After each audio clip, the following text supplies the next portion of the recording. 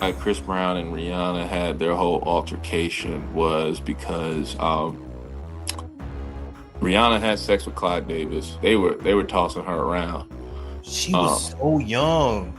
She was underage when she came over here, actually. Yeah. You gotta understand. It's like, man, you gotta do something for them to get in. Yes, he said we don't sing songs here. We sing artists.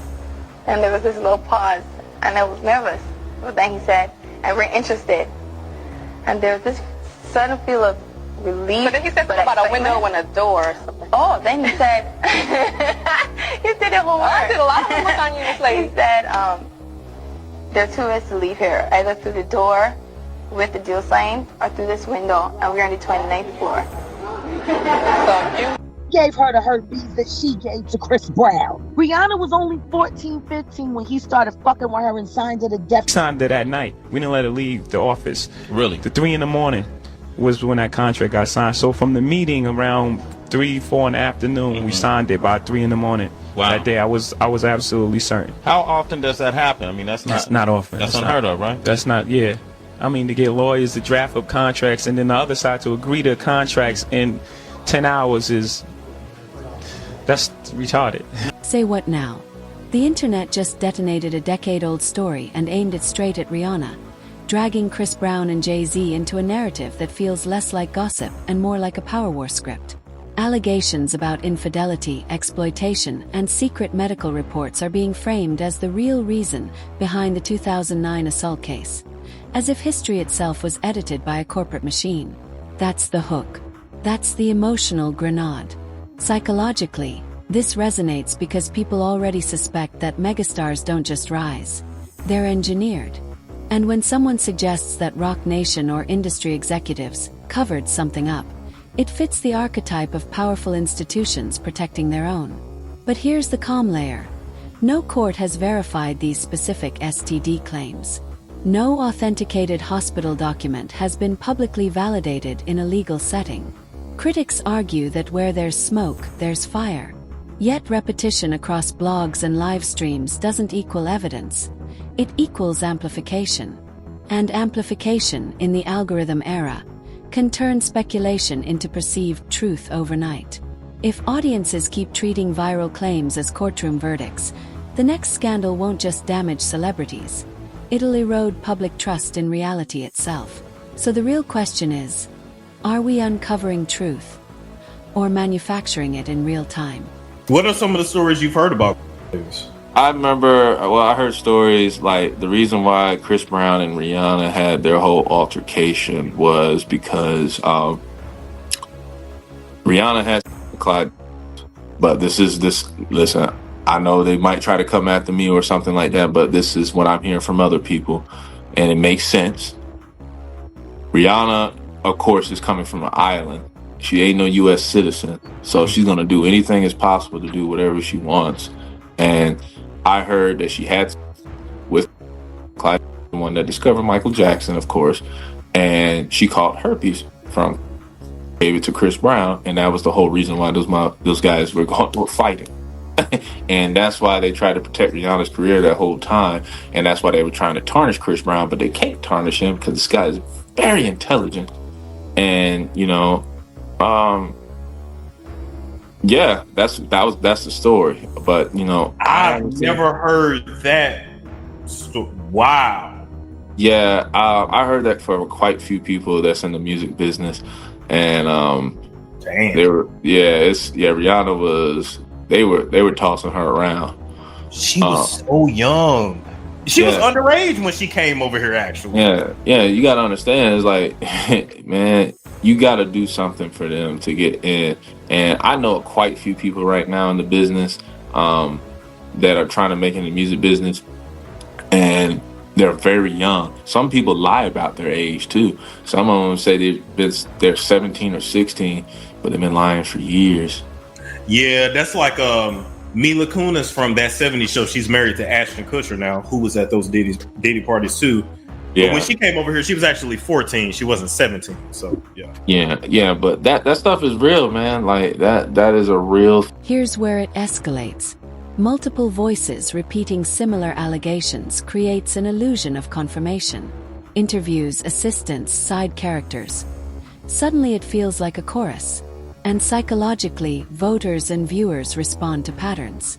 Everybody can't be lying, people say. But history shows coordinated rumor cycles happen organically online. According to media behavior research, once a narrative aligns with existing suspicion, wealth, secrecy, elite privilege, it spreads 60 to 70% faster than neutral reporting. The claim that Rihanna allegedly transmitted STDs to high-profile partners adds shock value because it weaponizes intimacy. It reframes her not as victim, but as hidden aggressor. That reversal is powerful. It challenges the emotional memory people formed in 2009. Now, critics will argue that mainstream outlets ignore stories like this to protect billion-dollar brands. And yes, powerful industries have buried uncomfortable truths before. But absence of coverage is not proof of conspiracy. Sometimes it's absence of verifiable documentation. Cold analysis matters here. Without medical records confirmed in court or sworn testimony, this remains allegation, not adjudicated fact. If audiences blur that line, the next public reckoning could collapse into chaos rather than accountability. That's where the story shifts from scandal to societal risk. They say you look like Rihanna. She hates me. Why? Because I worked with her a few years ago on, this is when she had her foundation. Right before she launched her what was it at that time? That Fenty? But no, I think it was before the Fenty, because it was whatever Kylie came out with. They all went in. They were all arguing with each other. And that was when Kim came out with her line, Kylie came out with her line. But Rihanna had this foundation back in 2015, and it was her white gala. And that was when she kind of like was sponsored on med beds, high tech, all that. Well, I helped fundraise her gala here in Hollywood. Well, she was f***ing my boss and gave my boss chlamydia. And here I am, the alleged hoe. Yeah, I am a hoe. But everyone thought that I was the one f***ing my boss, and in all reality, it was this. And so just literally got to the point where all that came out that she got him sick, that because he was married. He's can you put your seatbelt or behind you? You don't have to put it behind you. He's a king, or he's a prince in Africa. And so he came out here back in 2013, worked with Global Canvasser, which was a nonprofit, and then worked with UNICEF in the United Nations. That's where I got on, and I was able to partner with UNICEF in the United Nations. So I lived out in Australia for a little bit, working with this corporation. Then comes the Travis Scott angle, dragging Travis Scott into the storm and reframing past relationships as evidence of a pattern. The suggestion isn't just about disease, it's about embarrassment, secrecy, image management. When a publisher allegedly revealed a relationship that was meant to stay quiet, it fed the perception that there are always layers the public isn't meant to see. And that perception is gasoline. At a human level, this lands because people instinctively distrust polished narratives. Authentic versus manufactured, that's the tension. But here's the strategic layer. Celebrity relationships are often kept private for branding, not criminal reasons. Secrecy in entertainment doesn't automatically equal wrongdoing. It often equals marketing control. The danger is when normal PR behavior gets reinterpreted as proof of moral collapse. If every private relationship becomes retroactive evidence in a larger conspiracy, no public figure survives scrutiny, guilty or innocent. And that's what no one in power or outside it seems ready to admit. They were around. I think she was, I don't know if it was Travis, I don't know who the Rihanna was but got dirty and got him dirty. And it was this whole thing. Well, she had her gala, and here I am, it was her white party gala. I'm dressed, I'm ready, I'm going after raising so much money for her thing, for his thing, for the company's thing. I show up. Sorry, Harley, but Rihanna said that you can't get in.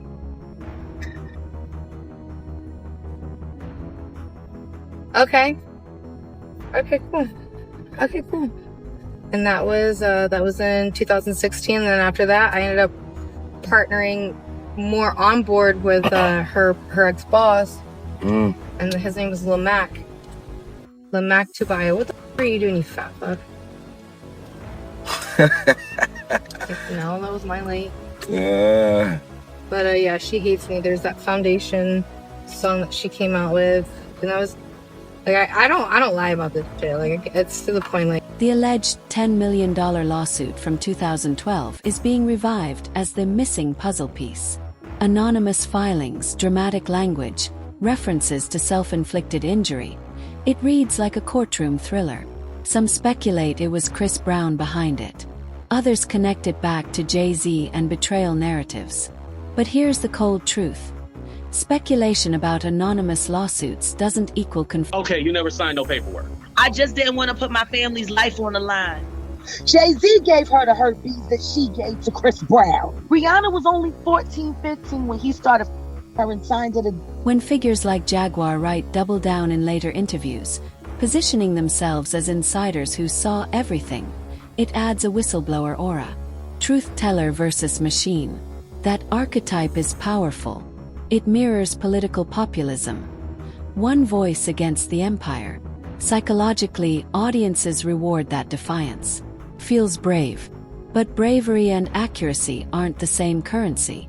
Now, critics will argue insiders risk. How long are you guys going to hold on to Chris Brown and Rihanna? You know what I'm saying? I don't understand why people keep talking about that. It was forever ago. They were both very young, and he had just had his first herpes. The narrative that an STD revelation triggered violence reframes responsibility in a dangerous way.